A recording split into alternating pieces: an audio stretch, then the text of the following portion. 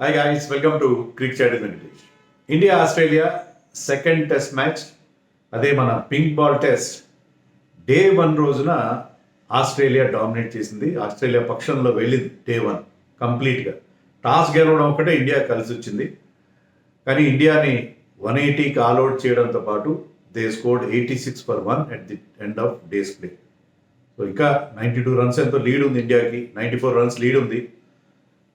But ఒక మంచి partnership, ఒక 62 రన్స్ పార్ట్నర్షిప్ చూస్తున్నాం మనం అక్కడ బిట్వీన్ లబుషేన్ అండ్ కొత్త కుర్రాడు మెక్స్వీని.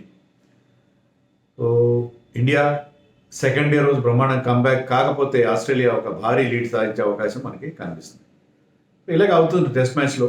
ఫస్ట్ టెస్ట్లో కూడా మనం 150కి ఆల్అౌట్ అయ్యాం, కానీ తర్వాత మన బౌలర్స్ మనకి అడ్వాంటేజ్ అందించారు. కానీ ఇక్కడ అలా జరగలేదు. అటు బౌలింగ్లో కానీ ఇటు బ్యాటింగ్లో కానీ Australia prove to be better than India and day 1. Day 2 రోజున పరిస్థితి మారచ్చు. ఇది పింక్ బాల్ టెస్ట్ అనే విషయం మనం గుర్తుపెట్టుకోవాలి. ఎందుకంటే పింక్ బాల్ టెస్ట్లో ఏ నిమిషాన ఏమి జరుగునో ఎవరు ఊహించదరు అన్నట్టుగా ఎప్పుడేం జరుగుతుందో ఎవరికి తెలియదు. ఏ సెషన్లో బౌలర్స్ది పైచే అవుతుంది, ఏ సెషన్లో బాల్ బ్రహ్మాండంగా స్వింగ్ అవుతుంది, సీమ్ అవుతుంది అనేది తెలియదు. But they use the conditions very well. ఎందుకంటే అడ్లైడ్లో వాళ్ళకు ఉన్న ఇంపెకబుల్ రికార్డ్ మనకు తెలుసు కదా. 7 పింక్ బాల్ టెస్ట్ మ్యాచ్లు ఆడితే అక్కడ 7 గెలిచారు. And Mitchell Starc has the highest number of wickets in pink ball history. Pink ball టెస్ట్లో మిచెల్ స్టార్క్ ఉన్న వికెట్లు ఎవరికి లేవు. So and he proved that once again, picked up 6 wickets including first ball of the మ్యాచ్కి wicket వచ్చింది. అక్కడి నుంచి చాలా డ్రమాటిక్గా స్టార్ట్ అయింది test match. Rohit Sharma toss గెలిచి ముందుగా బ్యాటింగ్ తీసుకున్నాడు. సో పిచ్ మీద 6 mm, నాట్ మీటర్, 6 mm మిల్లీమీటర్ల గ్రాస్ ఉంది పిచ్ పైన. కానీ అయినా కూడా మంచి బ్యాటింగ్ పిచ్గానే దాన్ని నమ్మి బ్యాటింగ్ తీసుకున్నాడు. దాన్ని మనం తప్పడానికి లేదు, ఇప్పుడేమో తప్పడానికి లేదు. అంత బౌలర్స్కి హెల్ప్ కూడా ఏమి లేదు యాక్చువల్గా ఇనీషియల్గా, అట్లీస్ట్ ఇన్ ద ఫస్ట్ సెషన్లో అంత హెల్ప్ ఏమి లేదు బౌలర్స్కి. పోను పిచ్ క్వికెన్ అప్ అయింది. ముందు కాస్త మందకొడిగా ఉన్నప్పుడు పోయే కొద్దీ దాంట్లో పేస్ పికప్ అయింది. కానీ టాస్ గెలిచి ముందుగా బ్యాటింగ్ తీసుకోవడానికి నేనైతే తప్పట్ను. ఇండియా 3 మార్పులు చేశారు. అఫ్కోర్స్ మనం అనుకున్నట్టుగానే పడికల్ డ్యూరల్ ప్లేస్లో రోహిత్ అండ్ శుభన్ గిల్ వచ్చారు. ప్లస్ వాషింగ్టన్ సుందర్ ఆడిస్తూ ఉంటాం, కానీ అశ్విన్కి ఇక్కడ అడిలైడ్లో మంచి రికార్డు ఉంది, అని అశ్విన్ తీసుకొచ్చారు. బహుశా నితీష్ కుమార్ రెడ్డి బాగా బ్యాటింగ్ చేస్తున్నాడు డౌన్ ది లైన్. మనకి నెంబర్ 8 కూడా మంచి బ్యాట్స్మెన్ ఉండాల్సిన అవసరం లేదు, అశ్విన్ ఉంటే సరిపోతుందని చెప్పి అశ్విన్ని తీసుకున్నట్టుగా ఉన్నారు. సో అది మార్పులకు సంబంధించి.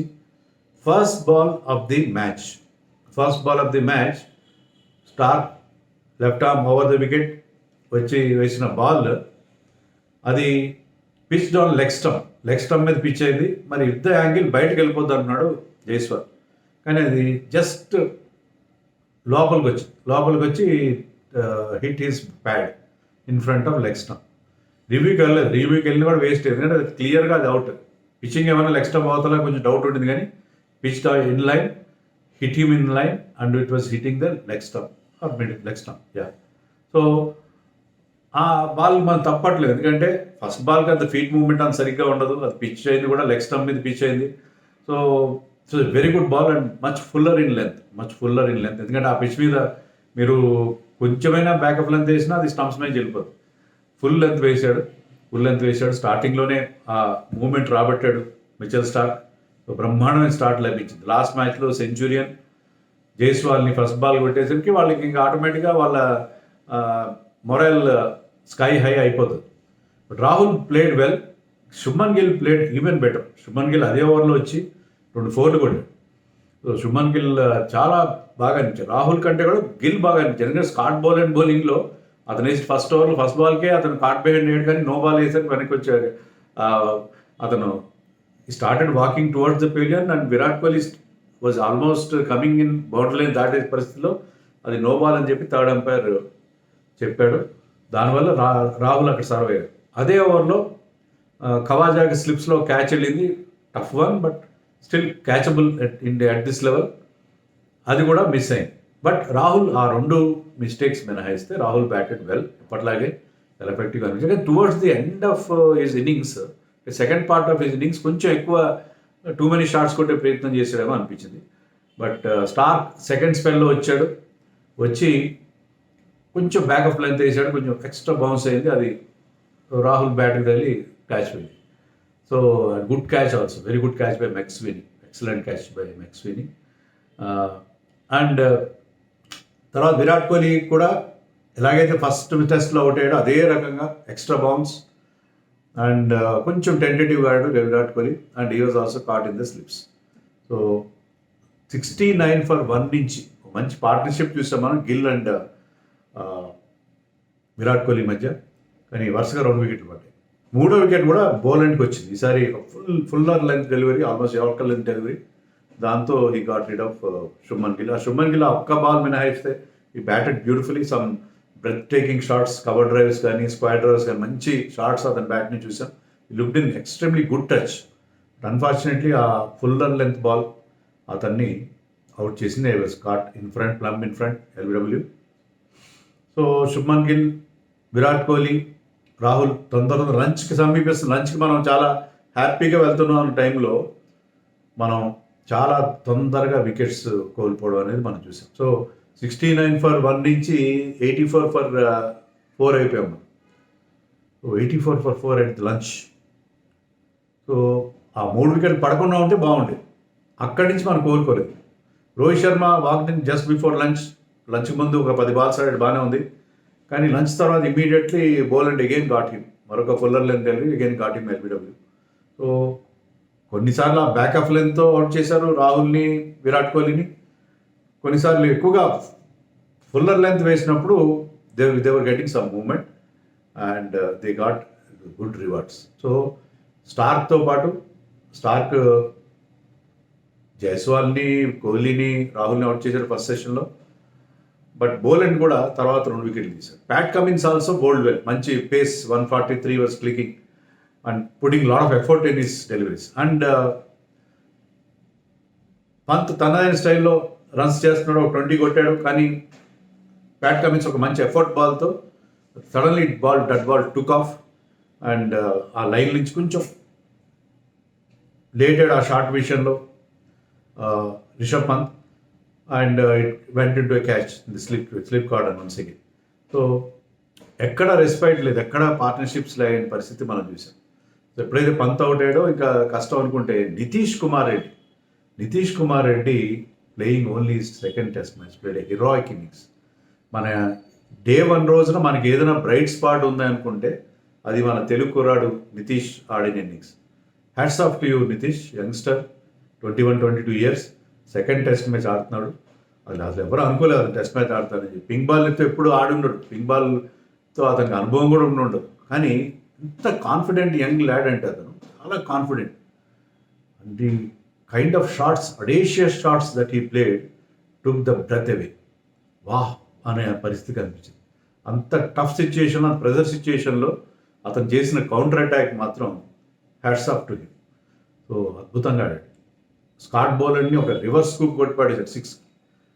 మిచెల్ స్టార్క్ 6 వికెట్లు తీసి మిచెల్ స్టార్క్ని ఎక్స్ట్రా కవర్ మించి 6 కొట్టాడు, ఇంకొక 6 కొట్టాడు. మొత్తం 3 6లు, 3 4లు, 54 balls 42. Last man to cutout. First టెస్ట్లో 150 చేసినప్పుడు కూడా ఇదే అయింది. అప్పుడు కూడా టాప్ స్కోర్. అప్పుడు కూడా ఇంకా టెయిల్ ఎండర్స్ వచ్చేసరికి కొన్ని రన్స్ కొన్ని క్విక్ రన్స్ కొట్టే ప్రయత్నంలో అవుట్ అయ్యాడు. ఇక్కడ కూడా అలాగే అవుట్ అయ్యాడు. అతను చేసిన 42 వల్ల అశ్విన్తో ఒక చిన్న పార్ట్నర్షిప్, తర్వాత బుమ్రా రన్స్ ఏం చేయకపోయినా అతని కంపెనీలో వాళ్ళతో ఒక చిన్న పార్ట్నర్షిప్, దానివల్ల ఇండియాకి కాస్త రెస్పెక్టబుల్ స్కోర్ వచ్చింది. అయితే 150 లోపే మనం ఆల్అౌట్ అయ్యే పరిస్థితి కనిపించింది. కానీ నితీష్ ఆడిన counter attacking innings, top score innings 42-54 వల్ల India manage to get to 180 మనకి రాగలిగింది. And Mitchell Starc return and bowled couple of yorkers to get rid of Ashwin and Harshit Rana the same over. And Nitish Reddy కూడా ఒక పెద్ద షాట్ కొట్టే ప్రయత్నంలో స్టార్కే తన వికెట్ ఇచ్చారు. 6 wickets for 48 runs. Wonderful spell of bowling అతనికి. అలాగే వాళ్ళిద్దరు కూడా మిగతా ఇద్దరు పేసర్స్ కూడా ఎక్కువ సపోర్ట్ ఇచ్చారు.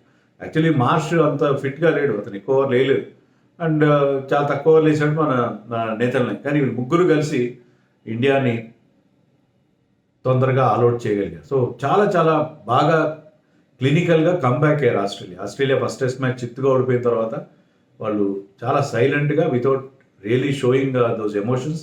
The came back very very strongly in this test match అని చెప్పాలి.